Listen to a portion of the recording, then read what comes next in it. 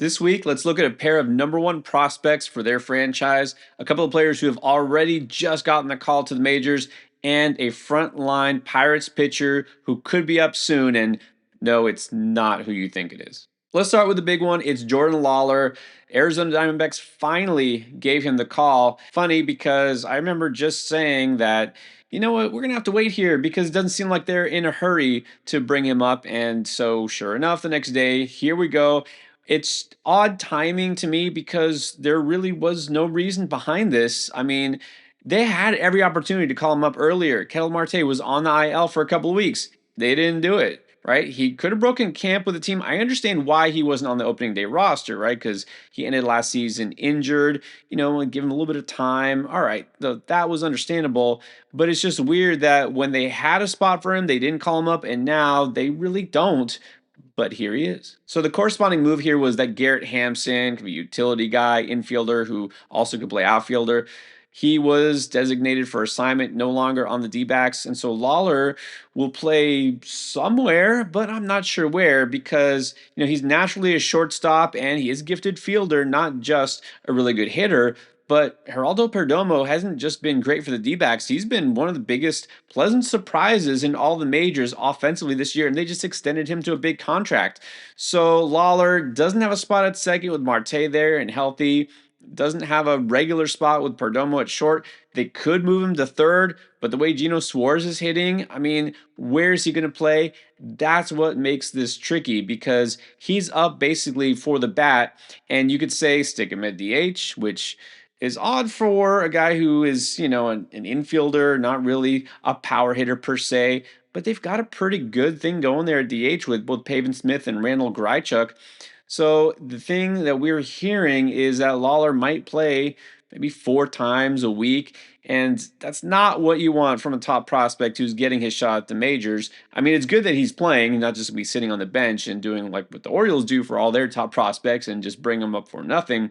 But yeah, this is a little annoying because, again, I don't know why they're doing it now. And, they could have done it sooner. They could have waited till later, but here we are. Now, Lawler isn't just Arizona's top prospect. He's #4 now on the updated MLB Pipeline prospect list overall. Why not? He was raking at the AAA level, hitting .336 with 6 homers and 13 stolen bases at the time of his call. And it seems like he was maybe a little extra motivated when he got snubbed for Tim Tawa, who, look, Tim Tawa has held his own at the major league level, but ever since he was passed for that promotion a couple of weeks ago, he's been hitting .419 since that point. So you probably don't need much convincing to add him now. I mean, he's already been scooped up in about a third of all fantasy leagues upon the announcement of his call up. Don't expect necessarily he'll be a set and forget, especially at the shortstop position, which is where he qualifies right now. It's going to be tricky. So I would just say you could tentatively plan to use him at your middle infield spot if you don't have another great option. But again, this might be a frustrating one because despite the talent and despite being in a pretty good situation in Arizona, it's a good offense. I just don't know how many at-bats he's going to get right away. Now, the next guy who is a top prospect for his team and top 10 overall prospect for the majors, a name you should know, Jack Caglianone. Now, before the season, a lot of people were just saying, don't even think that you're going to see Caglianone here at all in 2025. He was just drafted last year, right? The 6th overall pick. Well, this guy has 0 minor league experience. He's a power hitter. There are some maybe plate discipline issues to iron out here. Needs to get that chase rate down. All valid points. But honestly, these days, it just does not matter. Don't tell me that being drafted last year is an issue because now in these days we see guys make the jump straight away. The Angels had a pitcher who hadn't even played at all in the minors, and usually pitchers, if anything, need some experience. With Brian Johnson, they threw him in the fire, and okay, now he just got sent back down. But still, it doesn't matter anymore. And Caglianone has shown, and he might be ready. I mean, he absolutely raked in spring training. Again, he forced the issue. We didn't think that would mean he would make the team, and he didn't make the team. He's forcing it again. I mean, what else does he really need to prove at Double-A already? Hitting .320 with 9 homers and 37 RBIs. And the strikeout rate, 23% for a guy with that kind of power. That's actually pretty good. And he's being patient with a 10.8% walk rate. Honestly, the only issue left to resolve here, I don't think it's readiness. I don't think it's the plate discipline.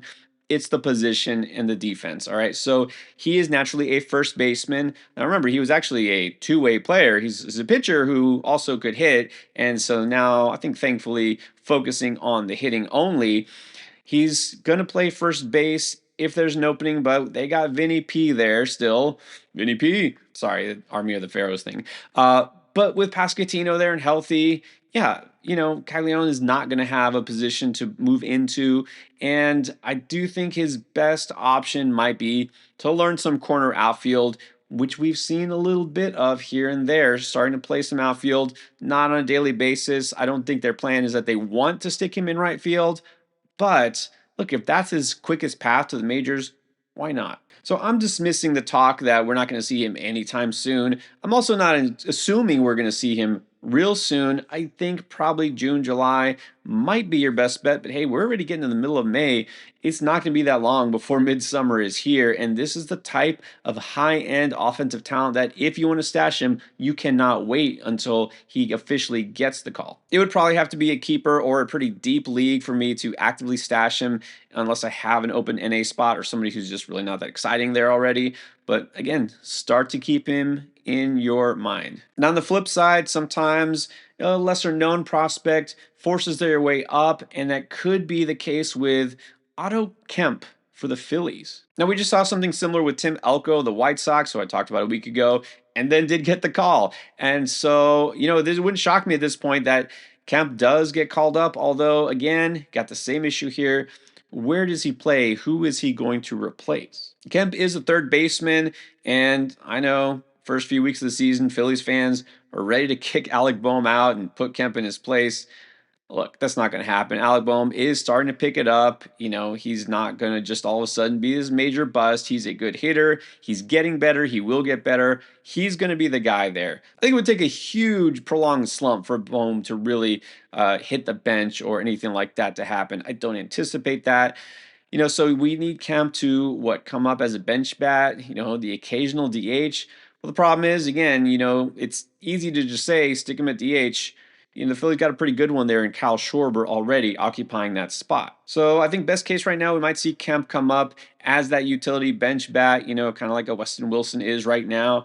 Maybe he's the next one to fill that role and kind of just be waiting and unfortunately hoping for an injury in order to have that playing time open. So keep him on your radar. I'm not actively stashing Otto Kemp yet, but I am now starting to look pretty hard. I will say, generally speaking, I think it's a better strategy to go with a guy who's being productive and does force his way up through his numbers and not just a guy who's taking advantage of an opening or an injury. Otto Kemp is a guy who is hitting 324. 10 home runs, 36 RBIs at the AAA level. But in your deeper leagues, your keeper leagues, keep Otto Kemp on standby. All right, now let's talk about that Pirates pitching prospect. And no, I already talked about Bubba Chandler. You already know about Bubba Chandler. He could be up any moment now. That's what we're hoping for. But don't be surprised if we also see, either at a similar time frame or in the near future, Hunter Barco. So the Pirates have Chandler, right, their top prospect, top pitcher. And then you got Thomas Harrington, who you may remember did get the call briefly and didn't do so great in his first taste of the majors. And then right behind them, Barco is their number 3 pitching prospect, number 5 overall. We think of Skeens and Chandler as these tall, hard-throwing, imposing right-handers. Barco actually beats them both as a 6'4", 235 lefty. Mainly a 3-pitch pitcher right now, and his pitches in order of effectiveness: splitter, slider, fastball. And when I say effective, I really mean it. I mean, again, Chandler's knocking on the door. Barco might break it down. He just got promoted to AAA, so 1 start there, but in 6 starts at AA and 1 at AAA, he's boasting a 34% strikeout rate. He's given up 1 earned run across 30 innings. Now, seeing as he was just promoted to AAA a week ago, they're going to give him a couple more starts there. I understand this will be a little bit longer. I'm sure Chandler gets the call first, but it may not be much longer. So if you missed out on Chandler or you still got room to stash another high-end pitching prospect, hey, Barco is actually not that far behind. All right, then I feel like I need to talk about a player who is up with the Angels. Look, unless you're really deep into prospects, you probably didn't know much about Matthew Lugo, but maybe you saw he got his first major league hit the other day and it was a triple. Good for him. I happened to be watching that game right when that happened. He showed some speed around the base pass, and I'll tell you what, the next day, even though he didn't even play, he came in late as a replacement, hit his first major league home run. Is there something here maybe? Lugo carving out a role, and you want to talk about opportunity. I mean, obviously they called him up because they're looking for a boost. It's the Angels after all. They need something. I mean, who's really holding him out of the outfield spot? Actually, it's kind of weird. If you look at it, Kyron Paris, you remember Kyron Paris, the guy who everybody thought was going to be MVP after 1 week, except for those of us who've actually played fantasy baseball for a long time. So Kyron Paris is now moving to the outfield. They got him in center field some days because, you've got to clear space for Tim Anderson. Yeah, so assuming Tim Anderson isn't the second baseman for the Angels the rest of the season, please no, maybe Paris moves back to second and Lugo holds down center field or left field or some field. And Lugo, I can't say he knocked down the door to get here to the big club, but well, last year across two levels, mainly double A, hit 287 with 17 home runs and 16 steals. He was doing all right this year, enough that they decided to give him a chance. This is a former Red Sox farmhand. He brings a little bit of everything to the table, so I know that this is not necessarily somebody who's guaranteed fantasy success, but nobody really is. Again, I start to, when they get to the actual big club, look less and less at their prospect pedigree and ranking and more at what are they going to actually do with their opportunity. And all the while, I still wait with bated breath for Christian Moore to finally get the call. All right, those are some young players you need to know about right now. Go ahead and start stashing if you can. And don't forget about those veterans. What about those guys who are just not getting it done, maybe on the way to getting replaced? Check out this week's Keep Trade Cut.